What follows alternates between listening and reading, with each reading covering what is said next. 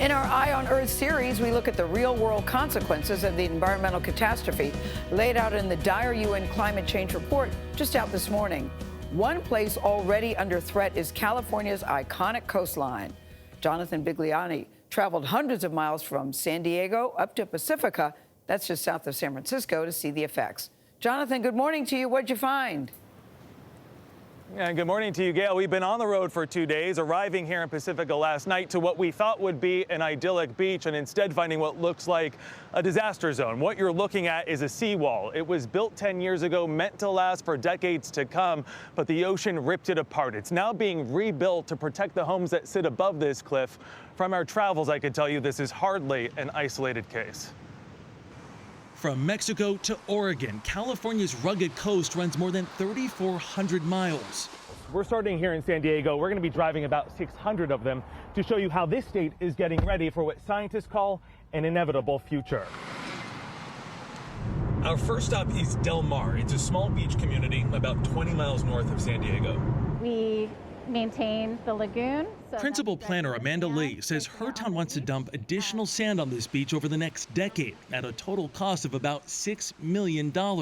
If we do nothing at this time, as soon as the year 2060, we could potentially lose our beach. There's more at risk than just homes here in Del Mar. At the top of this 50-foot bluff, more than 4 million people every single year ride rails that sit precariously close to the edge. Our next stop is the city of Ventura, about 60 miles north of Los Angeles. You can see where the Pacific ate away at a bike path. Officials ripped it up. They put rocks in its place and actually moved it inland about 60 feet. Just this took more than 25 years and cost about $5 million. Not a single home was involved, just a bike path. When homes get involved, private neighborhood groups build seawalls, but those come with a big downside, says UC Santa Barbara's Charles Lester. When you build a seawall and you try to stop that erosion, you're going to lose your beach over the long term.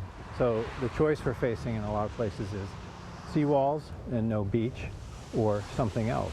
Up the coast near San Simeon, where erosion averages 5 feet a year, we literally reached the end of the road. So the state chose to do something else. We're talking about a realignment of State Route 1, about 2.8 miles that we moved inland about 475 feet. The price tag to move a world-famous highway, $55 million. Mother Nature was also loud and clear up the coast in Pacifica, just south of San Francisco. So far, at least 9 homes and 3 cliffside apartment buildings have been condemned and demolished. All of the struggles that we've had with erosion are going to be exacerbated over the next 20, 50, 100 years. And compared to the world average, California is actually expected to get more extreme sea level rise. Scientists say by 2100, this area could get as much as 9 feet. Tony, that puts at risk about $150 billion worth of property. Wow, Jonathan, just very concerning. And 1 billion people around the world face similar consequences from rising seas. Important message here on UN Climate Week. Jonathan, thank you very much.